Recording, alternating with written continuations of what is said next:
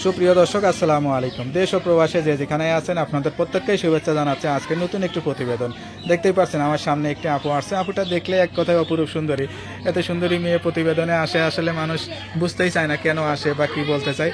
চলুন আসলে কথা বলে তার মুখ থেকে জানার চেষ্টা করি বর্তমান অবস্থা কেমন চলতেছে। আপু আসসালামু আলাইকুম। ওয়ালাইকুম আসসালাম। আপু আপনার নাম কি?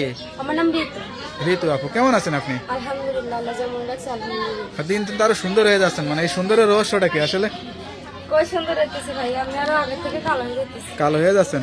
আরে শীতের কারণে কালো হয়ে যাচ্ছেন নাকি? জি, ঠিক আছে। ফ্যামিলিতে আমার আম্মা আছে, দুটো ভাই আছে, একটা ছোট বোন আছে। বাবা নাই? না, বাবা বিয়ে করছে, কোনো খোঁজ খবর নেই। আরে তো আপনাদের সংসার খরচ টরচ কে চালায়? আমি চালাই, আমি মাসের দোকানে কাজ করি, সেলাই মেশিনের কাজ। এত সুন্দরী মেয়ে মানুষের দোকানে কাজ করেন, এটা সত্যি কথা? যে সত্য কথা, আগে বাসা বাড়িতে কাজ করতাম, সেটা তেমন একটা সংসার চালাইতে পারতাম না, ঘর ভাড়া দিতে পারতাম না। এখন বর্তমানে আমি মাসের দোকানে কাজ করি। আজ প্রতিবেদনে যে আসছেন, কিসের চিন্তা বা কি আশা করে আসছেন? একজন ভালো মনের মানুষের জন্য আইছি, নাহলে আসতাম না ভাই। সবাই খালি প্রতারণা করে, কথা দিয়ে কথা রাখে না। বিয়ে শাদী খালি করবেন? আশা দেয়। বিয়ে শাদী করবেন? জি, বিয়ে শাদী করার জন্য প্রতিবেদন আছে। এরকম মেয়ে যার বাড়িতে থাকে তার বাড়িতে তো ঘটক সিরিয়াল দেওয়ার কথা ছেলে নিয়ে, আর আপনি প্রতিবেদনে আসছেন, এটা আসলে কি সত্যি কথা?